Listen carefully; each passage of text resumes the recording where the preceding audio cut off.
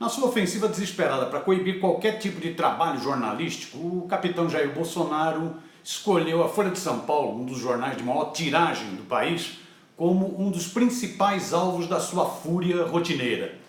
Quase toda semana ele dispara a sua arminha contra o veículo ou humilha algum dos repórteres da Folha. Nas últimas semanas, porém, ele passou do piriri verborrágico às ações práticas para asfixiar financeiramente a Folha, para matá-la. O tal espírito republicano, tão badalado nos governos Lula e Dilma, não habita o universo do fascistoide. Ele não liga para isso. Mesmo assim, o Jornal da Família Frias ainda bajula o capetão. É uma esquizofrenia. Ela critica seus retrocessos nos costumes e sua postura autoritária na política, mas elogia, enaltece a sua agenda ultra-neoliberal na economia. Nessa terça-feira, por exemplo, a Folha publicou um editorial de nauseante puxa-saquismo intitulado Na Direção Correta. O texto serviu para explicitar, pela enésima vez, o apoio à ambiciosa agenda de reformas de Paulo Guedes e Jair Bolsonaro. É bom lembrar que o Guedes é peça-chave no laranjal do Jair Bolsonaro. O jornal deu total respaldo ao pacotaço de austericídio fiscal que deve reduzir a qualidade dos serviços públicos, arrochar os salários dos trabalhadores e aumentar o desemprego no país.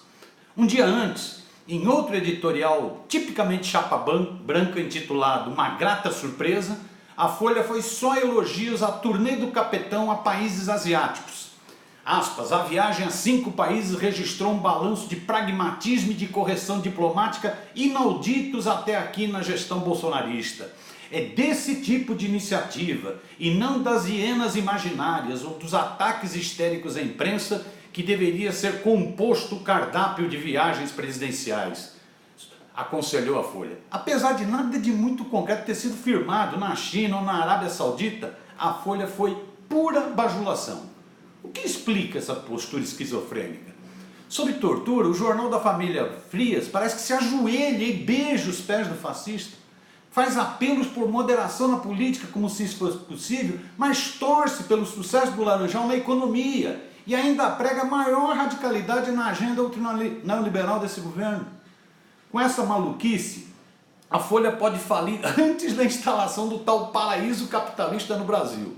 Só nas últimas semanas o jornal sofreu duros baques na sua sustentação financeira. Entre outras medidas vingativas, o capetão ordenou o cancelamento das assinaturas dos jornais nos vários órgãos de governo e sugeriu que os empresários bolsonaristas rompessem os contratos de publicidade no jornal. A decisão de cancelar as assinaturas foi anunciada pelo próprio capetão, uma entrevista que ele deu a esse jagunço midiático, o José Luiz da Atena, da Band, na quinta-feira passada. Aspas, determinei que todo o governo federal rescida e cancele as assinaturas da Folha de São Paulo. A ordem que eu dei é para que nenhum órgão do meu governo receba o jornal. Essa determinação, espero que não me acusem de censura, disse ele. Quem quiser comprar a Folha, o assessor, vai lá na banca e compra e se divirta. Eu não quero mais saber da Folha de São Paulo, que envenena o meu governo. Falou o capetão. No mesmo dia, em uma das suas famosas lives nas redes sociais, o fascistoide voltou ao assunto e deu um recado aos anunciantes da Folha. Não vamos mais gastar dinheiro com esse tipo de jornal. E quem anuncia na Folha, preste atenção. Tá certo? Rosnou em tom de ameaça. Diante dessas agressões, o Jornal da Família Frias emitiu uma nota lacônica em que lamenta mais uma atitude abertamente discriminatória do presidente. Já o subprocurador Lucas Furtado, que atua junto ao Tribunal de Contas da União, pediu à Corte que apure o possível desvio de finalidade da ordem presidencial, afirmando que o cancelamento de assinaturas se presta à perseguição política.